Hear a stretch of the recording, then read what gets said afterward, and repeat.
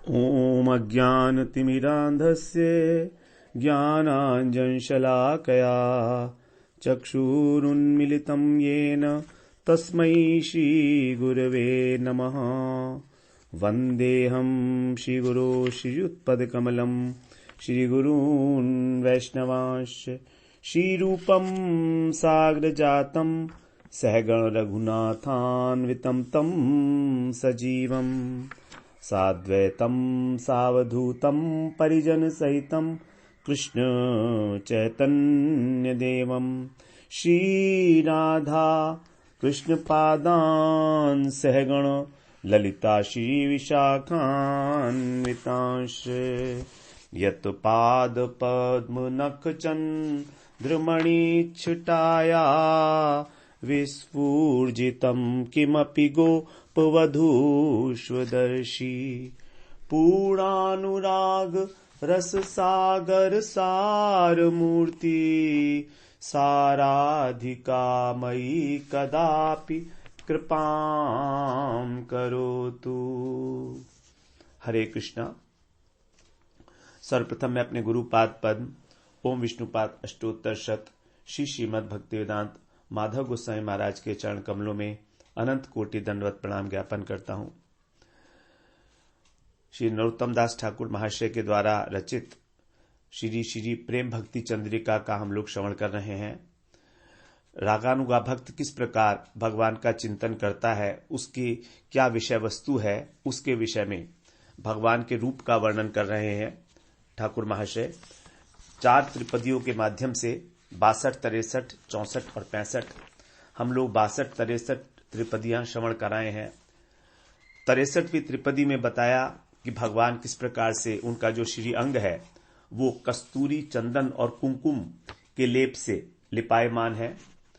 किस प्रकार से भगवान जो है ललित त्रिभंग गति से 3 स्थान से भगवान जो है टेढ़े हैं, त्रिभंग हैं, और नवीन कुसुमावली जो नए नए पुष्प हैं, बिल्कुल नए प्रस्फुटित, वो उनके अंगों की शोभा बढ़ा रहे हैं। माला के रूप में कानों के अंदर जो है कुंडल भी पुष्प के ही बने हुए हैं, और वो पुष्प जो मधु से युक्त हैं, पराग युक्त हैं, उनके ऊपर भ्रमर जो हैं उनके समूह गुंजायमान हो रहे हैं।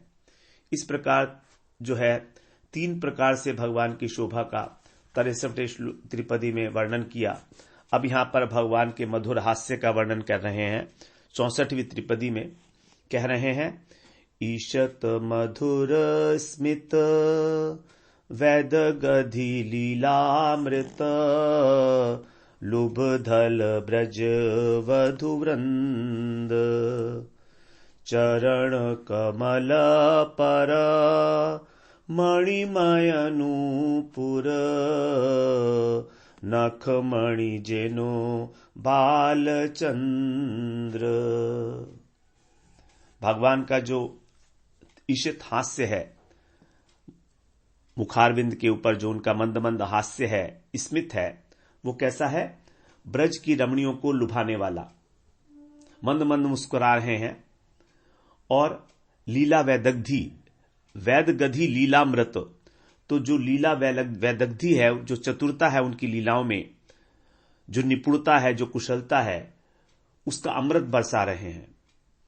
और लुभधल ब्रज वधु वृंद, और जो ब्रज रमणी वृंद हैं वो उनकी इस छवि के ऊपर बार बार लुब्ध हो रही हैं, अत्यंत लालायित हो रही हैं।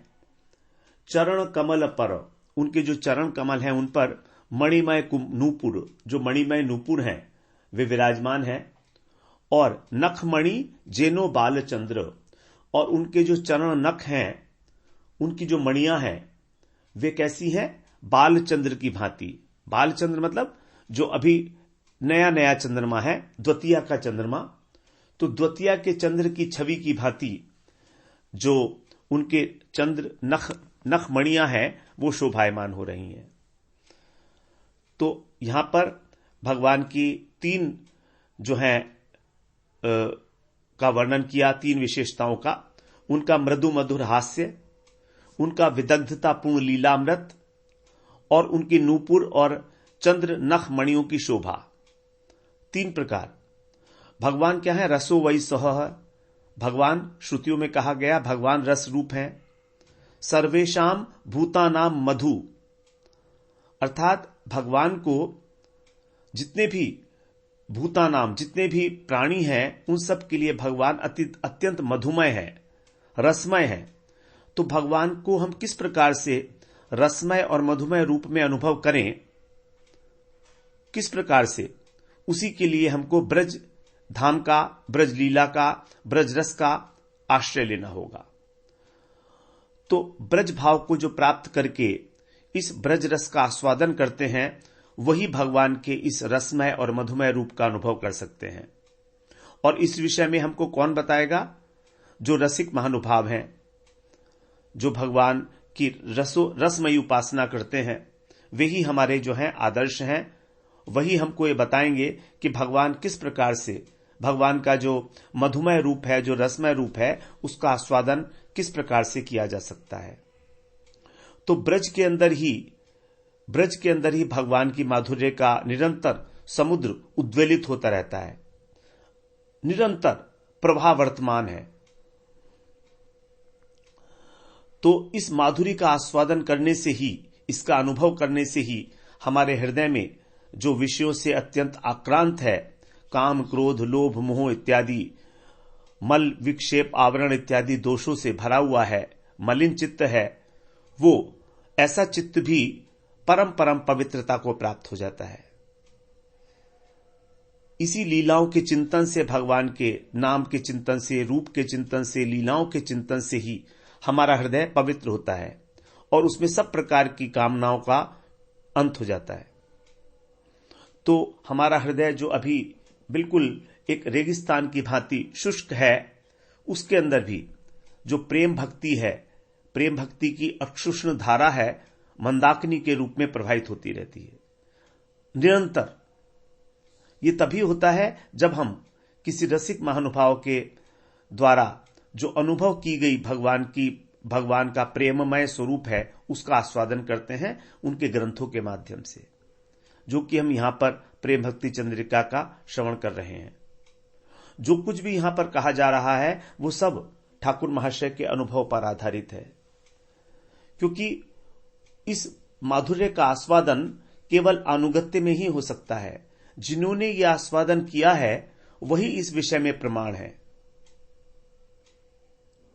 और उनका ऐसा कहना है कि कृष्ण माधुर्य का एक बड़ा विशेष स्वभाव है कि वो माधुर्य का आस्वादन तो कराता ही है, साथ ही साथ उसको और अधिक रूप से आस्वादन करने के लिए हमारी भूख को, हमारी इच्छा को जागृत कर देता है। ऐसा नहीं कि हमने एक बार आस्वादन कर लिया तो बस हो गया। ये कृष्ण माधुर्य का स्वभाव इस प्रकार का है कि वो हमारी लालसा को दिन प्रतिदिन बढ़ाता है। जितना हमें आस्वादन हो रहा है उससे और अधिक, क्योंकि भगवान का माधुर्य ही इस प्रकार का है, तभी उसको कहा गया नित्य नवायमान। इसी आस्वादन का, माधुर्य का वर्णन करते करते श्रीमन महाप्रभु, चैतन्य महाप्रभु माधुर्य के असीम प्रवाह में डूब गए थे। तब उन्होंने सनातन गोस्वामी से कहा था, सनातन कृष्ण माधुर्य अमृत सिंधु। हे सनातन, जो कृष्ण का माधुर्य है ये अमृत का सिंधु है। मोर मन सन्निपाती, सब पिते करे मति, दुर्दैव वैद्य ना दे एक बिंदु। मोर मन, मेरा जो मन है वो सन्निपात रोग से ग्रस्त हो गया है और जो वैद्य है वो मुझको इसका एक बिंदु भी नहीं दे रहा है। मेरा दुर्दैव है, ये मेरा दुर्भाग्य है। अर्थात जितना आस्वादन किया जा रहा है उतनी ही पिपासा बढ़ रही है, और जितनी पिपासा बढ़ रही है उतना ही आस्वादन बढ़ रहा है। दोनों एक दूसरे के पूरक होकर विद्यमान है।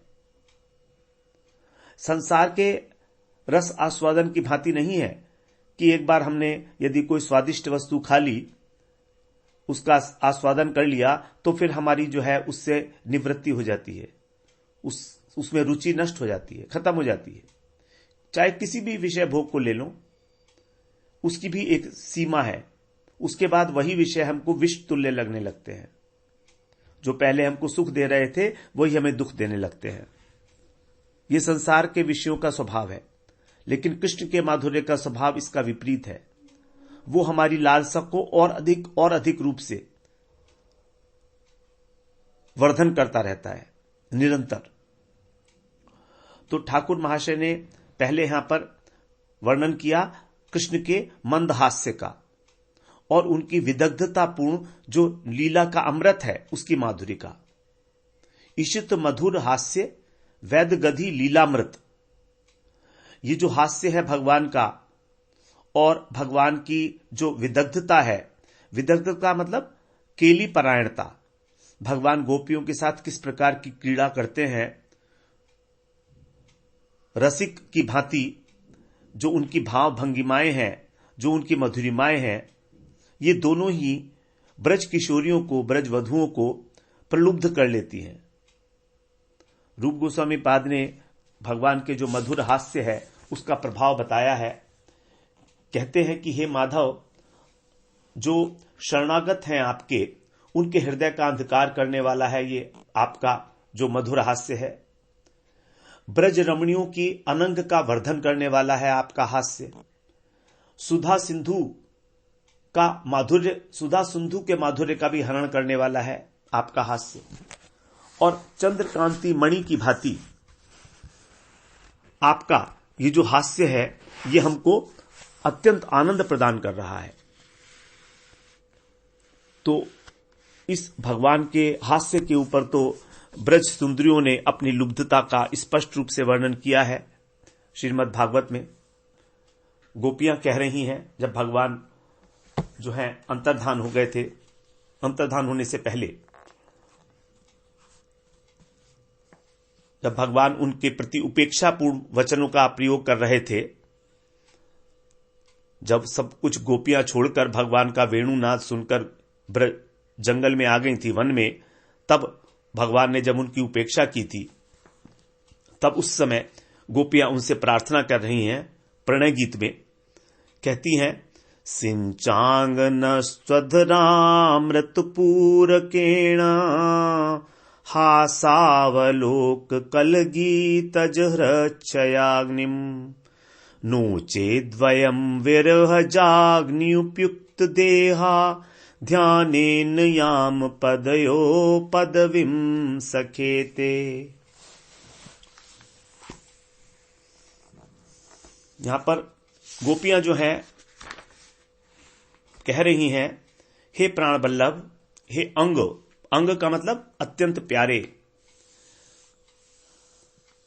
त्वद अधरामृत पूरकेण है, आपके जो अधरामृत का प्रवाह है उसके द्वारा आपको क्या करना है वो बता रही हैं कि आपने अपनी मंद मंद मुस्कान के द्वारा हासावलोक और अवलोक, अवलोक का मतलब चितवन, देखना, तो आपकी जो व्यंग भरी चितवन है इसके द्वारा, और आपका जो कल गीतज, कल माने सुंदर, आपका जो मनोहर संगीत है, वेणुनाद है, उसके द्वारा, इन तीनों ने मिलकर हमारे हृदय में हृच्छयाग्निम, हमारे हृदय में प्रेम की और मिलन की अग्नि जला दी है।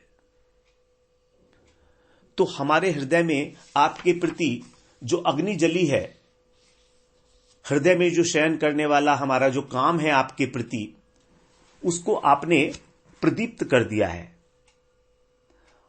जब वंशीनाद के द्वारा आपकी ध्वनि, वंशीनाद की ध्वनि जब हमारे कर्णपथ से होकर हृदय में प्रवेश की, तो हमारे हृदय में जो सो रहा था काम, उसको आपने प्रदीप्त कर दिया। कैसे प्रदीप्त किया आपने? आपने दृष्टि, जो आपकी दृष्टि है, अवलोकन है, अवलोकन रूपी घी और हास्य रूपी मधु, ये डालकर, उसके बाद फिर आपने वायु भी दी। कल गीतज, आपका जो वेणुनाद है उसने वायु का कारण किया। अब वायु जब घी पड़ा है और उसमें मधु भी है और वायु चली, तो उसने हमारे काम को उद्दीप्त कर दिया। अब इस काम को उद्दीप्त करके आपने हमारे प्राणों को दग्ध करने का पूरा प्रबंध कर रखा है। यदि आप ऐसा नहीं करते तो हे सखे, हम आपकी विरह रूपी अग्नि में भस्मीभूत हो जाती। विरह अग्नि उपयुक्त देहा। अगर आप ऐसा नहीं करते तो बड़ा आसान था हमारे लिए, क्योंकि हमारे हृदय के अंदर दो प्रकार की अग्नि है, एक तो कामाग्नि है और एक विरह अग्नि है। लेकिन इस विरह अग्नि ने हमारी कामाग्नि को शांत कर दिया है। स्वभावतः ये दो अग्नियां विद्यमान है हमारे हृदय में। अब जो विरहाग्नि है ये बड़ी उष्ण है, बड़ी गर्म है, तो इसकी उष्णता से जो कामाग्नि है वो मंद पड़ गई है। इसीलिए अब इस विरहाग्नि में हम लोग अपने प्राणों की आहुति देने के लिए तैयार थे, लेकिन आपने क्या किया, आपने वेणुनाद करके उसको बढ़ा दिया। तो हम अपने शरीर को जला देंगी और उसके बाद फिर क्या होगा, ध्यान योग करके ध्यानेन याम पदयो, ध्यान करके फिर हम, याम माने उपस्थित होना, प्राप्त करना, तो उससे हम फिर आपके चरण कमलों को प्राप्त कर लेंगे। पदवीम सखेते, पदवीम माने चरणों के निकट, आपके चरण कमलों के निकट हम पहुंच जाएंगे। लेकिन आपने हमारी जो ये स्थिति थी इसके अंदर कामाग्नि को प्रज्वलित किया है, इसलिए अब आप इसको शांत करो। सिंचांग नस्व अधरामृत पूरकेण, अपना अधरामृत प्रदान करके। अब क्योंकि आपने ही इस अग्नि को जलाया है, तो केवल आपका अधरामृत ही उसको बुझा सकता है। और ये आपके मुखचंद्र में विराजमान है। हम देखे हैं कि आपको अग्नि के जुलाने बुझाने का काम कई बार देखा। आपने जो है दावानल पान किया तो आप अग्नि जलाते भी हो और अग्नि को बुझाते भी हो। ये तो आपका जो है स्वभाव है एक प्रकार का। तो जब आपने वेणुनाद किया तो उस वेणुनाद के कारण जब अनुकूल पवन बहा तो हमारी अंदर जो कामाग्नि काम था वो हजारों गुना बढ़ गया। इस प्रकार से आपने एक दिन जब दावानल से ब्रजवासियों की रक्षा की थी, हमें याद है, उसी प्रकार से आप हमारी मिलन रूपी लालसा को शांत करके और अपना नाम जो है सार्थक करो कि आप ब्रजवासियों की रक्षा करने के लिए ही इस जगत में अवतीर्ण हुए हो। तो ये जो अग्नि है साधारण जल से नष्ट होने वाली नहीं है। यदि कृष्ण कहें कि तुम इसको यमुना में जाकर शांत कर लो, तो कह रहे नहीं, ऐसा नहीं हो सकता।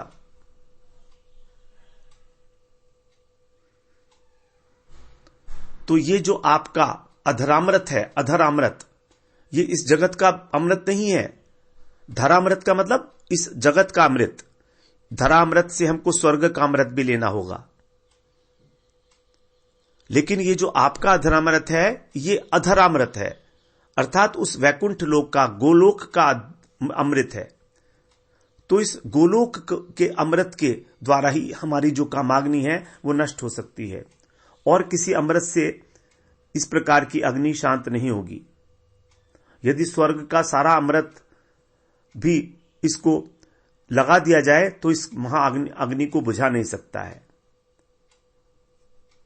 क्योंकि आपने ही हमारे हृदय में प्रवेश करके इसको जलाया है, प्रज्वलित किया है, इसीलिए, और कोई उपाय नहीं है।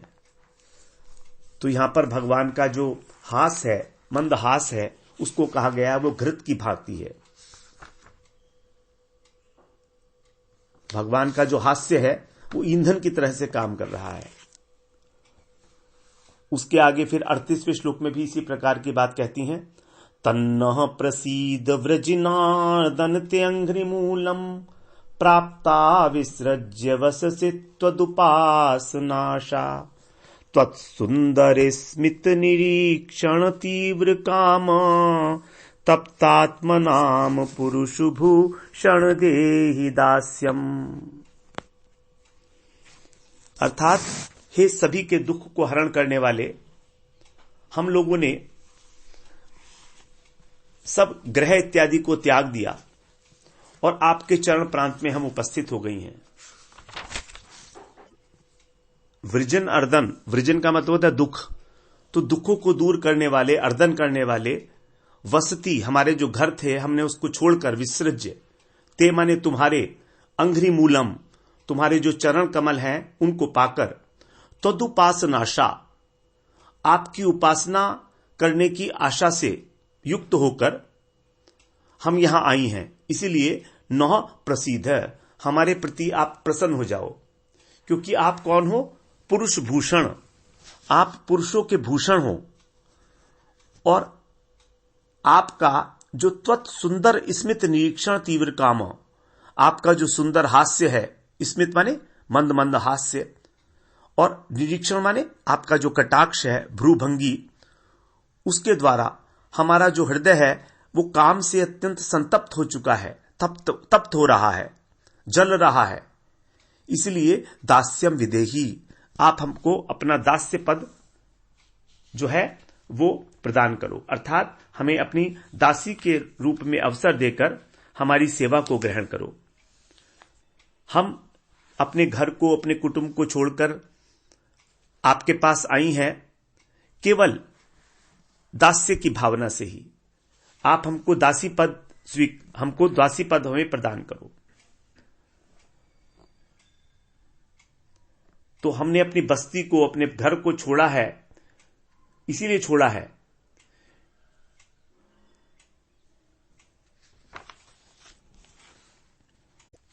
तो यहां पर इस श्लोक के द्वारा बड़ा स्पष्ट हो जाता है कि जब तक हमारी घर के अंदर आसक्ति है तब तक हम पूर्ण रूप से कृष्ण की सेवा नहीं कर सकते। इसीलिए कह रही है विसृज्य वसति, हमने अपने घर को छोड़ दिया है क्योंकि हम आपकी सेवा करना चाहती हैं दास्य भाव से। तो जो कृष्ण सेवा का अभिलाषी व्यक्ति है उसको घर छोड़कर वो कृष्ण की उपासना के लिए प्रयास करता है। तो विशेषकर घर की आसक्ति का त्याग करना ही भजन का फल है। यदि हम कृष्ण का भजन कर रहे हैं और हमारी घर में आसक्ति और अधिक बढ़ती चली जा रही है तो समझना होगा कि अभी हमारा भजन ही नहीं हो रहा है। हमारा भजन तभी है जब हम इस प्रकार की आसक्ति से मुक्त हो जाएं, क्योंकि ग्रह आसक्ति तो स्वाभाविक रूप से है हमारे अंदर। जब हम कृष्ण का भजन करते हैं तब यह आसक्ति दूर होती है। विषय छाड़िया कबे शुद्ध हबे मन, कबे हम हेरब श्री वृंदावन। तो यदि हमारा हृदय में घर, परिवार, बंधु बांधव यही घूमते रहते हैं, मान सम्मान, धन, प्रतिष्ठा, संपत्ति इत्यादि की आशा है, तब हम इस कृष्ण रस का, कृष्ण माधुर्य सागर का आस्वादन नहीं कर सकते। जो इस जगत को भूलकर जगन्नाथ कृष्ण की माधुरी में डूबता है वही इस प्रेम को अनुभव कर सकता है। भगवान का जो हास्य है, भगवान का जो चितवन है, दोनों ही। फिर आगे 31वें श्लोक में गोपियां कह रही हैं, 31वें अध्याय के 10वें श्लोक में, प्रहसितं प्रिय प्रेम वीक्षणं विहरणञ्च ते ध्यान मंगलम रहसि संविदो या हृदि स्पृशः कूकनो मना क्षोभयन्ति। यहां पर गोपी गीत के अंदर जब कृष्ण अंतर्धान हो गए हैं तब कृष्ण की जो हास्य है, कृष्ण का जो चितवन है, उसको स्मरण करते हुए गोपियां संबोधन कर रही हैं, हे प्रिय, प्रहसितम प्रिय प्रेम वीक्षणम, आपका जो प्रहसित, आपका जो हास्य है, आपकी जो प्रेम भरी मुस्कान है, प्रहसितम, विशेष रूप से आप जब हंसते हो,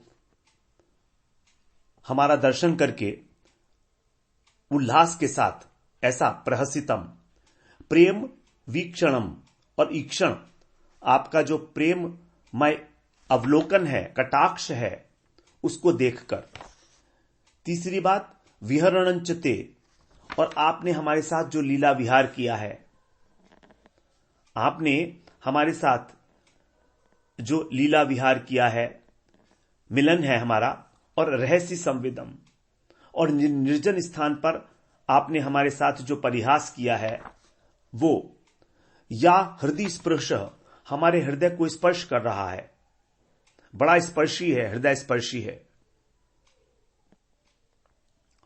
तो हमारे हृदय में तुमसे मिलने की जो अभिलाषा है उसको तुम अनेक प्रकार से वृद्धि करते हो, उस अभिलाषा की तुम हमेशा ही उसको बढ़ाने के प्रयास में लगे रहते हो। कैसे? अपने मृदु हास्य के द्वारा, अपने विहार के द्वारा, हमारे साथ जो आपका मिलन है, निर्जन स्थान के अंदर जो आप वंशीनाद करते हो,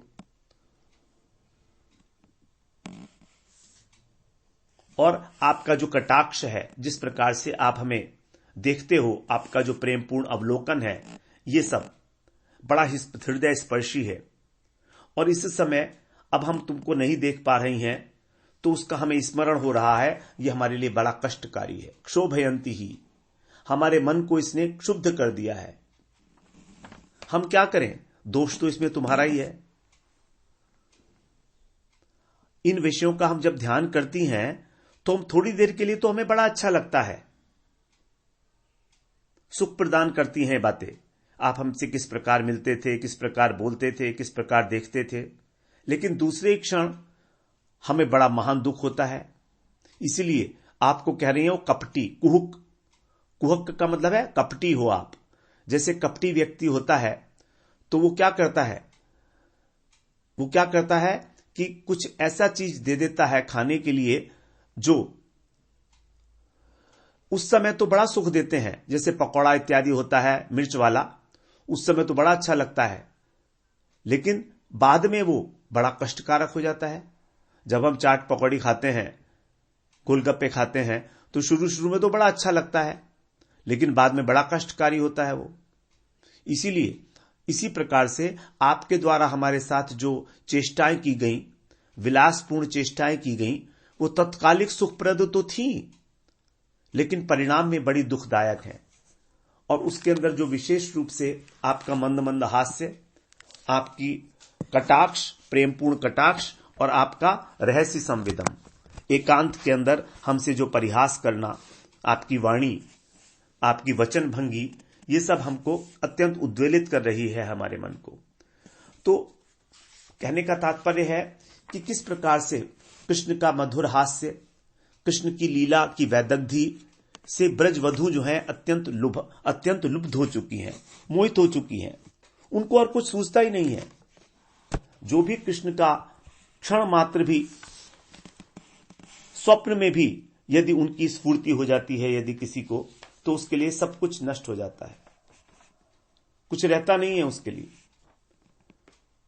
यही बात जो है फिर 17वें श्लोक में कह रही है गोपी गीत के, रहसि संविदम हृच्छयोदयम प्रहसिताननम प्रेम वीक्षणम वृहदुरहस्यो वीक्ष्य धाम ते मुहुरति स्पृहा मुह्यते मनः।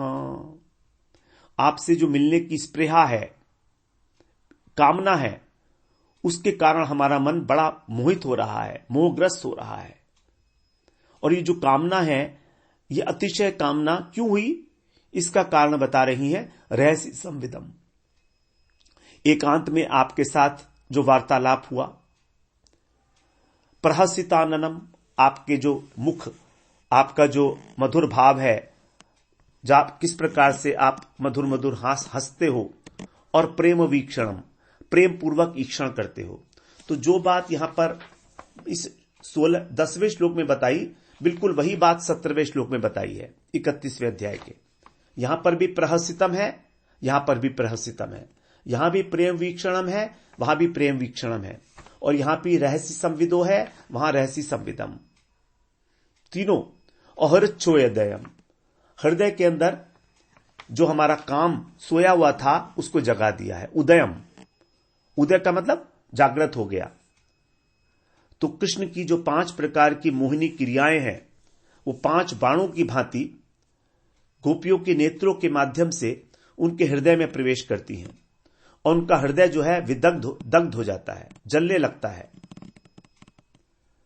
5 प्रकार के जो बाण हैं कामदेव के, ये हैं मोहन, मादन, उच्चाटन, शोषण और स्तंभन। तो 5 पुष्प बाण कहे गए हैं, आम्र, वकुल, अशोक, मल्लिका और माधवी। इन 5 बाणों के द्वारा जो है कामदेव हृदय में सोए हुए काम को जगाता है। उसी प्रकार से यहां पर कह रही हैं गोपियां कि आप 5 प्रकार की मोहिनी क्रियाएं हमारे ऊपर करते हो। पहली क्रिया है रहस्य संवेदम, आपका जो एकांत में हमारे साथ वार्तालाप है। दूसरा है हृच्छयोदयम, हमको देखकर आपके चित्त में जो काम भाव का उदय होता है, अर्थात हमसे आप रति की अभिलाषा करते हो। तीसरा प्रहसिताननम, आपका जो सुंदर रूप से मंद मंद मुस्कान युक्त मुख कमल है। चौथा प्रेम वीक्षणम, आपका जो हमारे प्रति कटाक्ष है, देखना है। और 5वां क्या है, वृह दुरह श्रियो, जो लक्ष्मी जी का निकेतन है। वृह दुर, वृहत माने विशाल, उर माने वक्षस्थल। तो लक्ष्मी जी का जो वक्षस्थल है, लक्ष्मी जी का जो निवास स्थान है, वो है भगवान का विशाल वक्षस्थल। तो आपका जो वक्षस्थल है 5वां है। इन 5 वस्तुओं को विशेष रूप से हम बार बार देखकर हमारे अंदर आपसे मिलन की लालसा बलवती होती जा रही है और उससे हम मूर्छित हो रही हैं। इस प्रकार से आप हमको दर्शन देकर हमारी इस लालसा को पूर्ण करो। तो देखिए किस प्रकार से गोपियां 5 प्रकार से कृष्ण के द्वारा मोहित की गई हैं। उनमें से सबसे इंपॉर्टेंट है भगवान का मधुर हास्य, भगवान का ईक्षण गोपियों के प्रति और भगवान का नर्म परिहास।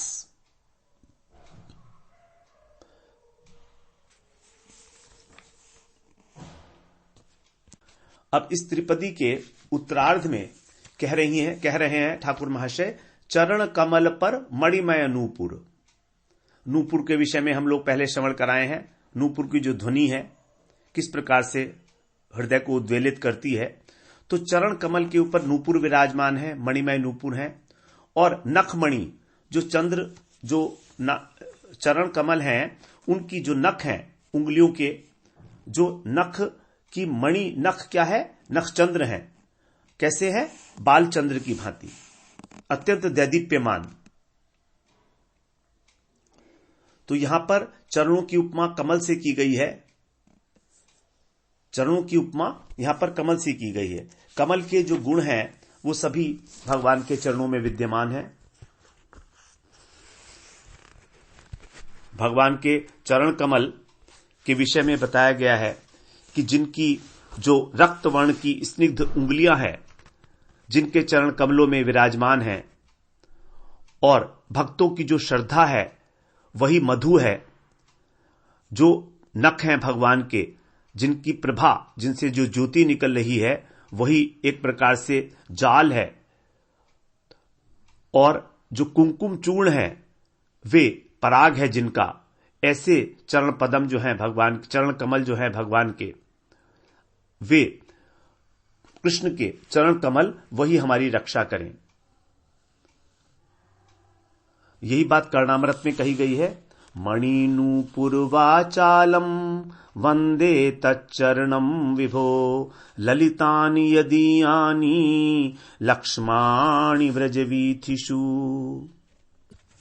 बिलमंगल ठाकुर कह रहे हैं कि हे विभु, हे प्रभु, मैं आपके जो मणि नूपुर से मुखर हैं उन चरण कमलों की वंदना करता हूं। मणि नूपुर की जो ध्वनि से मुखरित हैं, ऐसे श्री कृष्ण के चरण कमल की वंदना करता हूं। ये चरण कमल कैसे हैं? ब्रज के पथ पथ पर आज भी जिन चरणों के मनोहर चिन्ह विराजमान हैं, तो भगवान के जो चरण कमल हैं उनके चिन्ह आज भी ब्रज की निकुंजों में, पथों पर जो है अंकित हैं। वृंदावन की वीथियों में भगवान विचरण कर रहे हैं, इस प्रकार की अनुभूति हो रही है। और उनके जो मणिमय नूपुर हैं, उनकी मंद मंद ध्वनि से जो वृंदावन की वन वीथियां हैं वे गुंजायमान हो रही हैं। श्री चरणों के जो मनोहर चिन्ह अंकित हैं, उनसे ब्रजभूमि पुलकायमान हो रही है। इसीलिए उन चरणारविंदों की वंदना कर रहे हैं भगवान। तो यहां पर विभु शब्द से बताया कि भगवान सर्व समर्थ हैं, भगवान सर्वगुण रूप निधि हैं। ऐसे भगवान के वो नूपुर जो चरण हैं वो वाचाल है। मणि नूपुर वाचालम, वाचालम का मतलब झंकार हो रही है। जब भगवान चलते हैं तो छम छम छम करके एक आवाज निकलती है, झंकार निकलती है, छम छमाकर चलते हैं ना भगवान। तो वाचाल शब्द साधारण रूप से बहुत बातूनी व्यक्ति को कहा जाता है, निंदा के अर्थ में इस शब्द का प्रयोग किया जाता है। लेकिन जब ये कृष्ण के चरणों का संग प्राप्त करता है तो यही वाचालता एक गुण बन जाती है, यही वाचालता भूषण हो जाता है। तो नूपुर की जो वाणी है वो श्री कृष्ण चरणों में जब बजती है तो वही वाणी आभूषण बन जाती है और सफल हो जाती है। तो मधुरता की सीमा को प्राप्त तभी करती है नूपुर की ध्वनि जब वो कृष्ण के चरणों से युक्त हो जाती है। अन्यथा अगर कहीं और हम नूपुर की ध्वनि सुनेंगे तो वो तो केवल वाचाल है।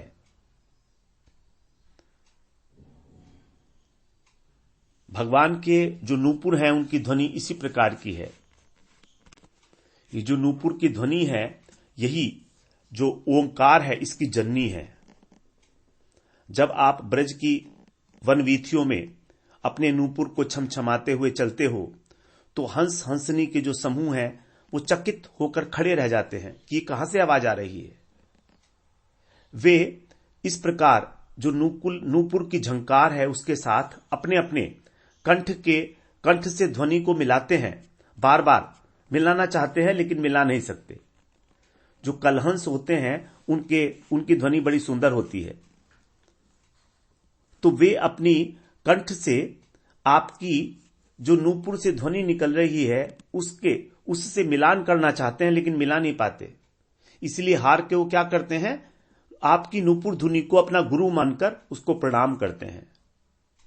नूपुर रव जनु झंकार गुरु शिष्य हंस कुल। जो कलहंस हैं उनका समूह आपका शिष्य बन गया है इस नूपुर की झंकार का। बार बार अभ्यास करत हारे न लही तुल, लेकिन समानता नहीं कर पाए। बार बार प्रयास करते हैं मगर हार जाते हैं। तो आपके चरण कमलों में ध्वज, वज्र, अंकुश, रेखा, कमल इत्यादि मनोहर चिन्ह विराजमान हैं और उन्हीं चरण चिन्हों से आप यमुना की बालुका पर गिरी कंदराओं में यत्र तत्र विचरण करते हो। आज भी भगवान के चरण कमल जो है ब्रज में, वृंदावन में अनेक अनेक स्थानों पर प्राप्त होते हैं। तो जब आपके चरण चिन्ह ही इतने मनोहर हैं तब आपके चरण कमल साक्षात कैसे होंगे, कितने लालित्यपूर्ण होंगे, इसकी तो कल्पना भी नहीं की जा सकती। जब उद्धव जी नंद बाबा के पास गए समझाने के लिए उनको, तो उन्होंने यही कहा था कि आप भवन के बाहर वन में, यमुना जी में इधर उधर कहीं भ्रमण करके निकल जाया करें, जिससे आपका चित्त जो है वो कुछ और हो जाएगा। क्योंकि नंद बाबा यशोदा दोनों ही अपने भवन में बैठे निरंतर कृष्ण के विरह में अश्रु विसर्जन करते रहते थे। तो उद्धव जी उन्हें समझा रहे हैं कि बाबा ये तो ठीक नहीं है आपके लिए, आप अपने मन को हल्का करने के लिए कहीं घूमने निकल जाया करो बाहर, मन हल्का हो जाएगा। घर में बैठे रहने से लाला की याद और अधिक सताती है। तो नंद बाबा बिलख पड़े। बिलखते बिलखते कहते हैं, उद्धव क्या करूं, कहां जाऊं कहां ना जाऊं, जहां भी जाता हूं, जिसे भी देखता हूं, सब जगह उनके चरणों की छाप दिखाई देती है। चाहे नदियां हो, चाहे पर्वत हो, चाहे वन हो, चाहे उपवन हो, ऐसा कोई स्थान ही नहीं जहां पर कृष्ण के चरण चिन्ह विद्यमान न हो। बस उन चरण चिन्हों को देखकर ही मेरा मन उनसे तद्रूप हो जाता है और उसका विरह और अधिक रूप से मुझको सताता है। मैं क्या करूं बताओ तुम। सरिच्छैलवनो देशान मुकुंद पद भूषितान आक्रीड़ानीक्षमाणा नाम मनोयाति तदात्मताम। मेरा मन तादात्म हो जाता है जहां भी मैं जाता हूं। सरिता, शैल, वन इत्यादि मुकुंद पद, सभी के सभी मुकुंद पद से जो है चिन्हित है, भूषित है। ऐसा कोई स्थान नहीं इस ब्रज में जो उसके चरण प्रसाद से वंचित रह गया हो। कहते हैं गोकुल के गिरारन में, खादर कछारन में, सरिता सरधारन में ठौर कौन बच्यो है। मरकट के मोरन में, गोधन के ग्वालन में, बालन में लालन खेल जो ना रच्यो है। वंशीवट डारन में, करीलन के भारन में, शुक पिक मझारन में कृष्ण नाम मच्यो है। चेतन की कौन कहे गिरि के पाषाणन में, कृष्ण पद चिन्ह प्रेम पद पद खच्यो है। कृष्ण के चरणों का जो चिन्ह है वो प्रेम रूपी चिन्ह, वो सब जगह पर विराजमान है, जड़ा हुआ है। चेतन की बात तो छोड़ो, यहां तो पत्थर भी पिघल गए कृष्ण के वियोग में। कहां कहां ढूंढूं उनको, सब जगह ढूंढ लिया, कहीं पर शांति ना है बाहर। तो कृष्ण के जो चरण कमल हैं, जो चरण कमलों के चिन्ह हैं, ये केवल इस ब्रज की, इस वृंदावन की ही निज संपत्ति है। वृंदावन के अतिरिक्त, ब्रज के अतिरिक्त मथुरा, द्वारका, अयोध्या, वैकुंठ इत्यादि में, किसी भी धाम में, वहां की भूमि में भगवान ने पादुका रहित होकर विचरण नहीं किया। केवल यहीं पर पादुका विहीन नंगे पैरों से इस भूमि को चिन्हित करते हुए इसको गौरवान्वित किया है। इसीलिए सुखदेव जी महाराज ने इस वृंदावन धाम को सर्वोपरि माना है। वृंदावनम सखी भुवो वितुनोति कीर्तिम, यत देवकी सुत पदाम्बुज लब्ध लक्ष्मी। देवकी सुत पदाम्बुज लब्ध लक्ष्मी, ये जो वृंदावन की भूमि है, इसीलिए इस पूरे ब्रह्मांड के अंदर इसकी कीर्ति का विस्तार फैला हुआ है। क्योंकि यहीं पर जो यशोदानंदन कृष्ण है, उनके चरण चिन्हों की जो चरण चिन्ह जो हैं वो यहां पर लक्षित होते हैं। जब कृष्ण गौचारण के लिए मचलते थे तो मैया बोलती थी, नंद बाबा समझाते थे, जो वन जाने चाहू तुम दऊ मैं छत्र धराए, लेहु पहर पग पादुका तब मोहि धीरज आए। कहती थी, यदि भैया लाला तेरे को वन में जाना है, गईये चरानी है, तो कोई बात नहीं है, मैं तेरे ऊपर छत्र धरा देती हूं और तेरे पैरों में पादुका पहना देती हूं, तब मुझको जरा धैर्य आ जाएगा। लेकिन कृष्ण तो क्या है, गोभक्त हैं, स्वधर्म पालन करने वाले हैं। तो कहते हैं, गवाम सेवा स्वधर्मो न गास्तु निश्छत्र पादुका, यथा गावस तथा गोपा ये धर्म सनातन।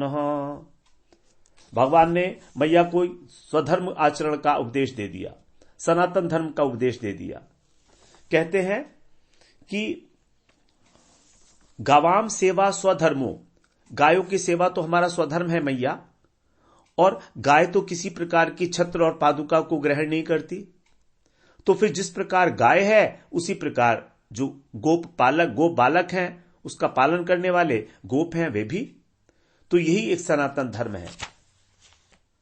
स्वधर्म हमारो है यही, गोधन सेवा हम करें, उनके छत्र न पादुका तो हम कहो कैसे धरें।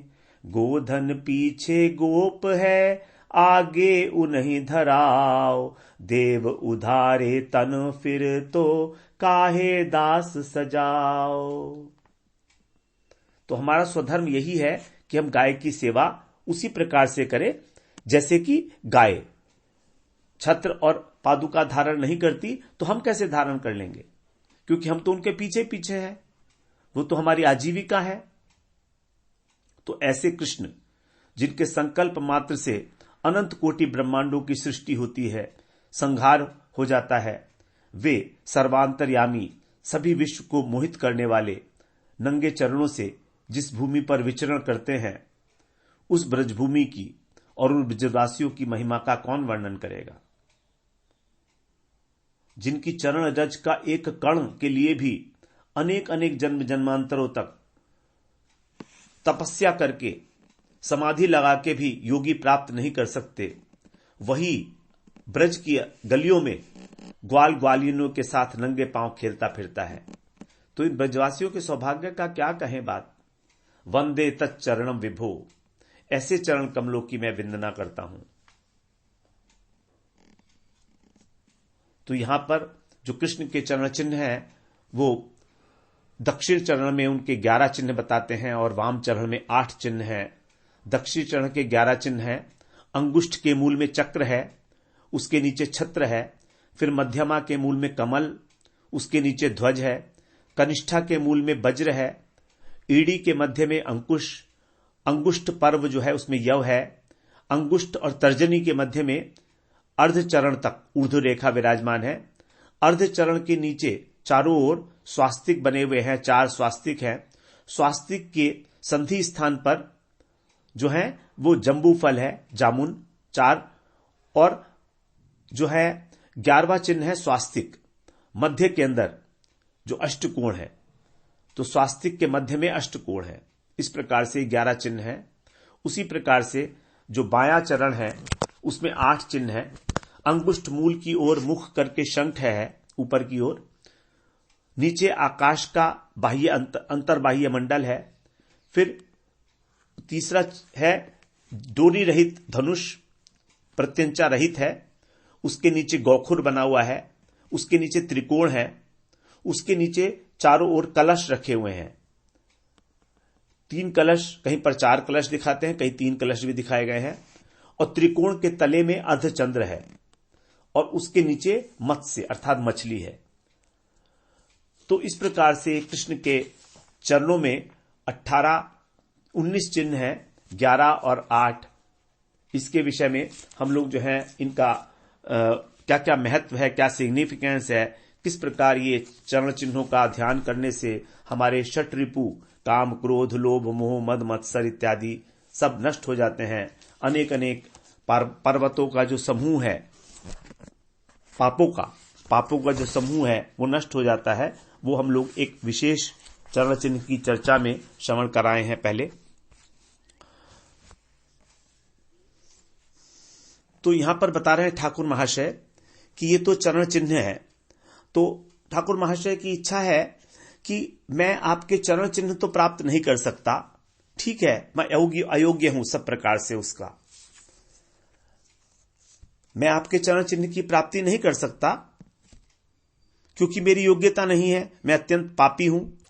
लेकिन उन चरणों में जो नूपुर विराजमान है उसकी ध्वनि को तो श्रवण कर सकता हूं। मम चेतसि स्फुरतु बल्लवी विभो मणिनूपुर प्रणयी मंजूषिंजितम कमलावने चर कलिनद कलिंद कन्यका कलहंस कंठ कलकूजितादृतम। अर्थात जो गोप कुमारियों के जीवन सर्वस्व हैं श्री श्याम सुंदर, उनके जो मणिमय नूपुर हैं, उनका चिर सहचर, और जो यमुना लक्ष्मी के उद्यान में विचरण करने वाले हैं, यमुना जी के परमहंसों की जो मधुरा कल ध्वनि है, यमुना के जो कमल वन हैं उनमें विचरण करने वाले हैं, ऐसे कलहंस के समान जो हैं जिनकी ध्वनि निकलती है नूपुरों की, ऐसे नूपुरों की जो मनोज्ञ ध्वनि है वो मेरे चित्त में स्फुरित हो। तो वो पद कमल किसके हैं? बल्लभी बल्लभ श्री कृष्ण के, गोपियों के जो बल्लभ हैं, गोपीजन बल्लभ, ऐसे जो कृष्ण हैं उनके चरणों के जो नूपुर हैं उनकी ध्वनि मेरे हृदय में स्फुरित हो। तो यदि आपके चरण मुझे मिले, मैं आपकी चरण कमलों की सेवा करूं तो बहुत अच्छी बात है, लेकिन वो तो परम स्वतंत्र हैं। तो मैं केवल उन नूपुरों की रुनुक झुनुक जो ध्वनि है, यदि उसको श्रवण कर लूं तभी कृतार्थ हो जाऊंगा। वही मेरे हृदय के अंदर स्फुरित हो। मम चेतसी स्फुरतु, मेरे चित्त में वो ध्वनि स्फुरित हो। आपके चरणों के जो नूपुर है उसकी ध्वनि का जो श्रवण सुख है वो मुझे मिलता रहे, क्योंकि वो ध्वनि सामान्य नहीं है, वो अपराकृत ध्वनि है। उस अपराकृत ध्वनि की ही यहां पर लालसा कर रहे हैं। इस प्रकार से ठाकुर महाशय ने पहले चरणों नूपुर की ध्वनि की लालसा की, अब कह रहे हैं चरण नख राजी। चरण नख जो हैं भगवान के नाखून, उसके ऊपर जो विराजमान नाखून की जो नाखून के ऊपर जो सौंदर्य है उसका चंद्रमा की भांति उज्जवल है। नख मणियां जिसको बोलते हैं, वहां पर वो झिलमिला रही हैं। तो उस जो नख मणियां हैं वो मेरे हृदय के अंदर जो है स्फुरित हो। कर्णपुर जी ने लिखा है चैतन्य चंद्रोदय नाटक में उसके विषय में कि जो चरण द्वय हैं आपके, उसके अंदर जो नख मणि है, उन मणियों से जो ज्योत्सना का पुंज निकल रहा है, उस नख मणियों से जो एक कांति निकल रही है, एक ज्योत्सना निकल रही है, क्योंकि नख जो है वो भी चंद्रमा के समान है, तो उसमें से एक ज्योत्सना जो निकल रही है वो हमारी निरंतर रक्षा करे। इस प्रकार से यहां पर भगवान के चरण कमल की ध्वनि, चरण कमल के नूपुर की ध्वनि के विषय में बताया और चरण नख के विषय में बताया। तो 3 प्रकार की शोभा का यहां पर वर्णन किया गया। कृष्ण का मृदु मधुर हास्य नंबर 1, उनका लीलामृत नंबर 2 जो गोपियों को भी लुब्ध करने वाला है, और नंबर 3 उनके नूपुर की ध्वनि, और नंबर 4 नखचंद्रमणि की शोभा। 4 चीजें हैं, नूपुर की ध्वनि और नखचंद्रमणि की शोभा। ये 4 चीजें जो हैं इनका ध्यान करने के लिए बताया गया, इनका स्मरण करने के लिए बताया गया। इसीलिए इसकी विशेष रूप से चर्चा की गई, क्योंकि हम इसका जो महत्व है, इसका जो अर्थ है, वो तभी हृदयंगम कर सकते हैं जब हमको उसकी महिमा का ज्ञान हो जाए। इस प्रकार से ये हमने आज 64वीं त्रिपदी श्रवण की है। अब अगले सत्र में जो रूप के वर्णन करते हुए चौथा त्रिपदी है 65वीं त्रिपदी, इसको हम लोग अगले सत्र में श्रवण करते हैं। वांछा कल्पतरुभ्यश्च कृपा सिंधुभ्येव च पतितानां पावनेभ्यो वैष्णवेभ्यो नमो नमः।